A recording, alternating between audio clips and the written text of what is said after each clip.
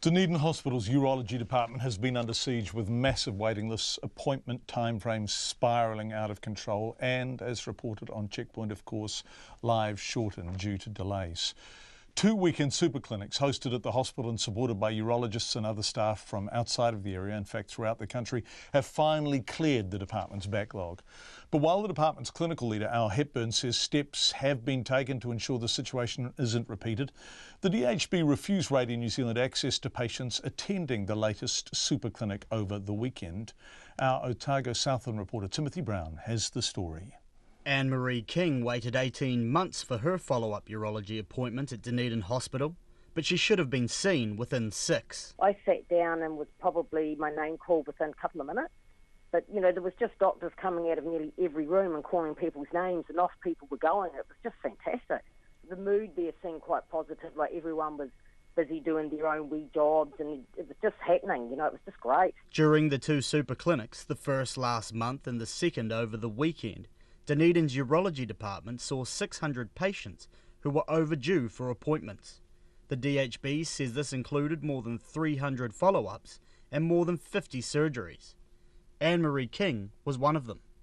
She attended the November clinic and says while she was relieved at news she had nothing seriously wrong, she has sympathy for the department's staff. It's not the people themselves, it's the whole, there's just no support there, I don't think, for them either. Not enough money, is that what people are saying? I don't know if it's to do with money or not, but there's definitely some things lagging there, that's for sure. The Southern DHB forbid Radio New Zealand from speaking with anyone attending last weekend's clinic, instead offering clinical leader Al Hepburn for an interview.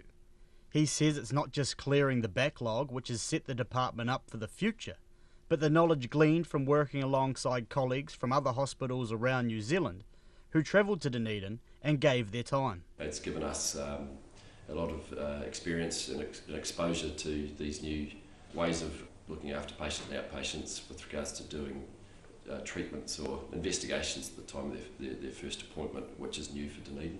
New for Dunedin, but common practice elsewhere. It means patients will now receive diagnostic procedures at their first specialist appointment, while in the past they have waited potentially months for them to take place at a follow-up. Mr Hepburn says awareness has been raised of the problems which were befalling the department, and as a result he will be disappointed if they are repeated in future. Obviously we had a significant backlog with patients that have been waiting an unacceptable amount of time. It's allowed us to clear that backlog and start with a pretty clean slate so we can move forward without having to think about all these patients waiting and just deal with the patients that have been referred to us now. Urological Society Chair Stephen Mark travelled from Christchurch to take part in both clinics. There was a really big problem here before, and there's no question that would not have been managed in any other way simply by the staff who were here. So to coming out of ours, to have a change in process, to have people come in from out of town and do things that are quite different and challenging isn't an easy thing to take on board. So I think they've been really, really good, and I just want to reinforce that that's not an easy thing to do. Stephen Mark says the mood among staff and patients was positive, especially considering the issues which underlined why the clinics were held. The Southern DHB is in the process of hiring further urology staff to bolster its ability to meet the needs of patients in future. In Dunedin, for Checkpoint, Timothy Brown.